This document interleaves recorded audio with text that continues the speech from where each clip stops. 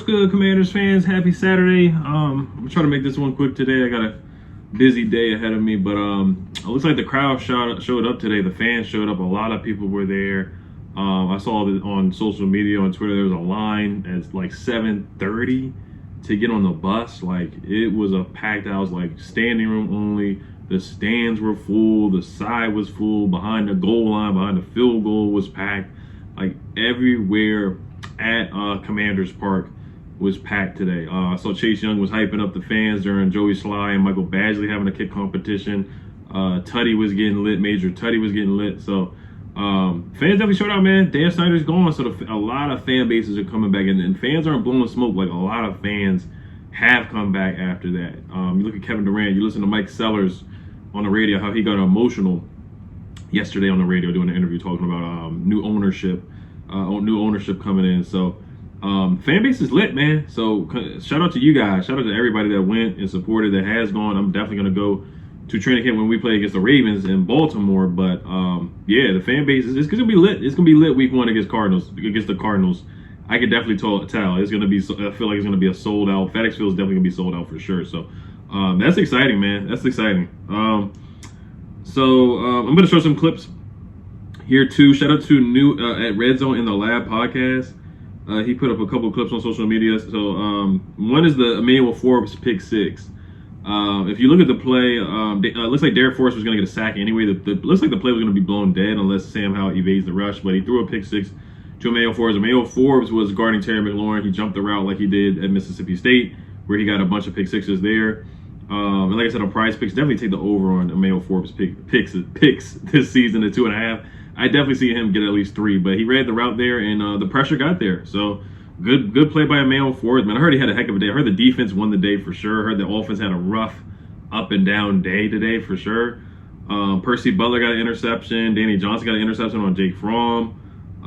So I just heard that the defense won the day for sure. Troy Akpe got an interception on Jake Fromm as well. So and that's to expect. They don't have pads on, so the offensive line is at a disadvantage. But like I keep saying every video, our defensive line is supposed to do what they're doing right now. But the offensive line is at a disadvantage without pads on. All right, so let's do the play-by-play here. Danny Johnson got an interception on Jake Fromm. Mason Kinahan, he has a Commanders podcast as well. Shout out to him. He says Jake Fromm with a pretty bad drive, inaccurate, and finishes the drive with a pick to Troy Apke. Troy Apke's going to make the roster somehow, or make the practice squad. Ron Rivera loves him some Troy Apke for sure. Tyreek Castro-Fields, I heard he made a couple plays today. This is from Zach Selby.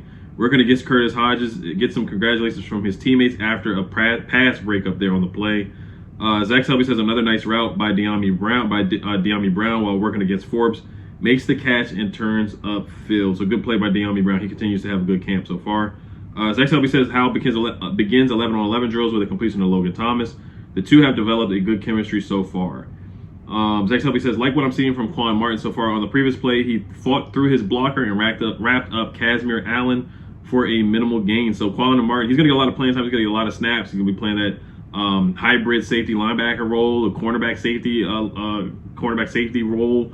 Just a lot of hybrid, a lot of position flex from Quan Martin. He's so athletic. 43-inch vertical is insane. 42 or 43, it doesn't matter. And when you have over a 40-inch vertical, that's insane. It really is. Felix Tramiel, he says, second sets of 11-on-11s and Nick Gates snaps have been high. First, Sam Howell got the second, and the first one was high, and the second one was over Sam's head. That's what Felix Tramiel had to say. Yeah, second one was over his head. So Nick Gates also limped off the field today, but it looked like he was fine. I'll talk about that a little bit later.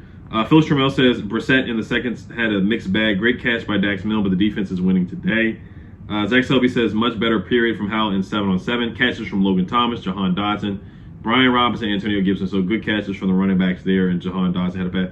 I showed a clip of Jahan Dotson in the beginning as well, him getting a catch. Zach Selby says great closing speed. Tyreek Castro-Fields on a pass from Brissett to Rodriguez. Chris Rodriguez, he pulled up at the last minute, but it would have been a tackle for loss. So Tyreek Castro-Fields looked like he had a good day today. Zach Selby says that Zion Bowens catches a deep shot from Jake Fromm to end the session for the third group.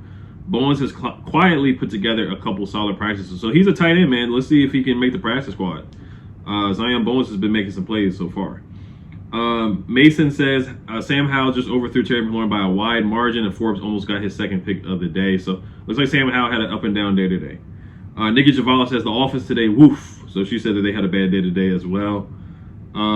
Joey Sly went 4 for 4 for field goals, including a 50-yarder to end the competition there. So both kickers went 4 for 4 again, per Felix Trammell as well. So the competition, man, we just gotta wait for the preseason games to see, who's gonna miss an extra point, who's gonna miss a 49-yarder or a 50-yarder, or who's gonna make them. So we're gonna have to wait till the preseason to really get a good sense of how the competition is going for the kickers. Zach Selby says Jeremy Reeves almost gets another interception for the defense. Jacoby Brissett lofts it up to Turner, but Reeves jumps out in front of it and gets his hands on it, bobbled it out of his grasp as he hit the ground, though. So Jacoby Brissett has thrown a couple picks so far this training camp. Josh Taylor says Logan Thomas looks fresh out here, making good grabs, and just got a tight end screen and juked the defensive lineman back inside and gained a good chunk. So Logan Thomas, man, he could barely move last year, and that was because of the ACL injury, him recovering. So I'm expecting a bounce back year for Logan Thomas. Let's see what he can do. He's not a guy that really makes guys miss, but he does jump over people's heads. When he was healthy that 2020 season, he did like to hurdle guys and jump over people's heads. So we'll see if he can do that this season. So Mason says Mitchell Tinsley fumbles the ball after the catch. Next play, Casimir and Allen false start. Not a good day for the undrafted free agent wide receivers. A lot of people have been asking about Casimir Allen. So looks like he had a false start there. Mitchell Tinsley fumbled after the catch. So guys are going to make mistakes. Terry McLaurin did fumble after a jet sweep on the second day of training camp. So guys are going to make mistakes, but they don't have a lot of margin for error because they are undrafted free agents. Mason also says Howell throws a pass slightly high for De'Ami Brown, and Brown tips it into the hands of Percy Butler. Second interception of the day for Sam Howell. A lot of people said that De'Ami just dropped that one, so I wasn't there. You guys tell me if that was on De'Ami or if that was on Sam Howell. Ben Sanders says Nick Gates just hobbled off the field. And Zach Selby also says looks like Chris Paul has been getting reps with the starters today at left guard. So this is a legitimate competition between Sadiq Charles and Chris Paul at left guard. They want to give these guys reps with the first team to make it a legitimate competition. Josh Taylor also says offensive line still a concern to me. Main reason Howell threw the interception earlier. Good read by Forbes as well. But yeah, like I said, reading the play, it would have been a sack. Looking at the play, if you look at the highlight in the beginning, that would have been a sack anyway. Josh Taylor also says pocket collapses quick around Howell. He climbed the pocket and hit Dotson across the middle in stride. Would have been a big yak play. I like Howell in the pocket. That's probably the clip that I showed earlier as well.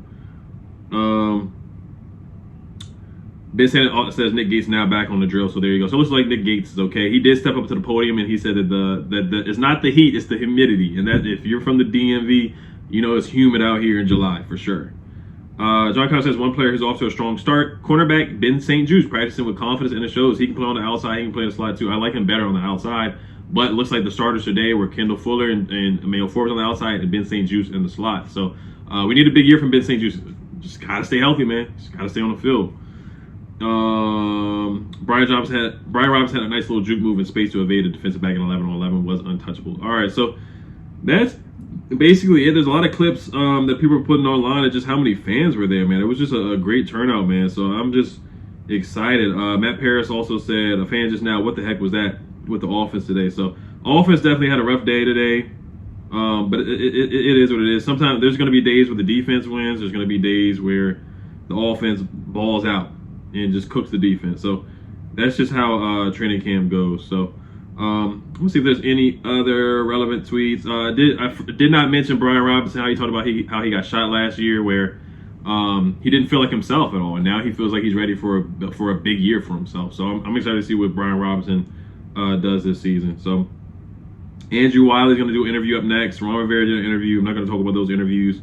Cody Barr did an interview today as well. So yeah, that's about it. So I'm gonna check out the clips in the beginning, and they have the day off tomorrow. I might do a video tomorrow just to recap the first week. We'll see. But I hope you guys have a great weekend. Health Commanders. Peace.